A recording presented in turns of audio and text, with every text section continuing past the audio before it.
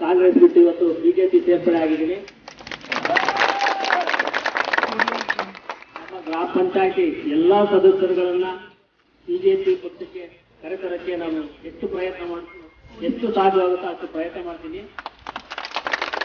ಅವರು ಕೂಡ ಗೆದ್ದ ಮೇಲೆ ನಮ್ಮ ಗ್ರಾಮ ಪಂಚಾಯತಿ ಎಲ್ಲಾ ಸದಸ್ಯರಿಗೂ ಒಳ್ಳೇದು ಮಾಡಬೇಕು, ಎಲ್ಲಾ ಊರುಗಳಿಗೂ ಕೆಲಸ ಮಾಡಬೇಕು ಅಂತ ಕೇಳ್ಕೊಂಡು ಹೇಳಿ ಬಿಡುತ್ತೀನಿ.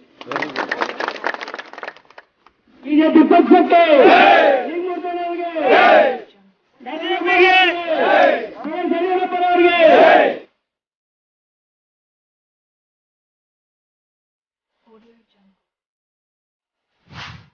ಎರಡ್ 2023 ವಿಧಾನಸಭಾ ಚುನಾವಣೆ ದಿನದಿಂದ ದಿನಕ್ಕೆ ರಂಗೇರುತ್ತಿದ್ದು ಅಭ್ಯರ್ಥಿಗಳು ಒಂದೊಂದೇ ತಂತ್ರಗಳನ್ನ ಪ್ರಯೋಗ ಮಾಡ್ತಿದ್ದಾರೆ.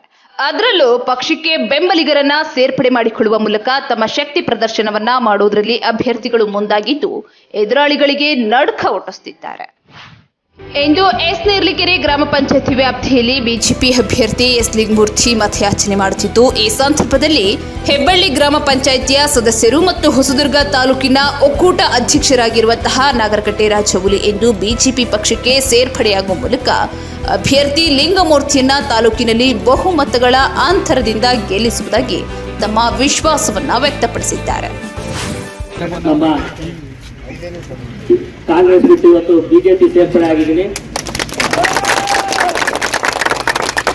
ನಮ್ಮ ಗ್ರಾಮ ಪಂಚಾಯತಿ ಎಲ್ಲಾ ಸದಸ್ಯರುಗಳನ್ನ ಬಿಜೆಪಿ ಪಕ್ಷಕ್ಕೆ ಕರೆತರಕ್ಕೆ ನಾನು ಎಷ್ಟು ಸಾಧ್ಯವಾಗುತ್ತೋ ಅಷ್ಟು ಪ್ರಯತ್ನ ಮಾಡ್ತೀನಿ.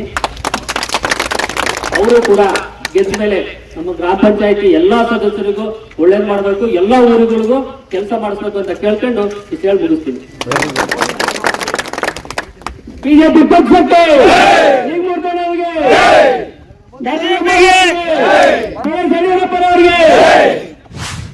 ಒಟ್ಟಾರೆ ಈಗಾಗಲೇ ಭರ್ಜರಿ ಪ್ರಚಾರ ಪ್ರಾರಂಭ ಮಾಡಿರುವ ಬಿಜೆಪಿ ಅಭ್ಯರ್ಥಿ ಲಿಂಗಮೂರ್ತಿ ಪರವಾಗಿ ಸಾಲು ಸಾಲು ಸಮಾವೇಶಗಳು, ಸಭೆಗಳನ್ನ ಒಂದು ಕಡೆ ನಡೆಸಿ ಮತಯಾಚನೆ ಮಾಡಿದ್ರೆ, ಮತ್ತೊಂದು ಕಡೆ ಕಾರ್ಯಕರ್ತರ ಸೇರ್ಪಡೆಯ ತಂತ್ರವನ್ನು ಕೂಡ ಸರಿಯಾದ ಕ್ರಮದಲ್ಲಿ ಎಣೆಯುತ್ತಿದ್ದು ತಮ್ಮತ್ತ ಸೆಳೆಯುತ್ತಿದ್ದಾರೆ.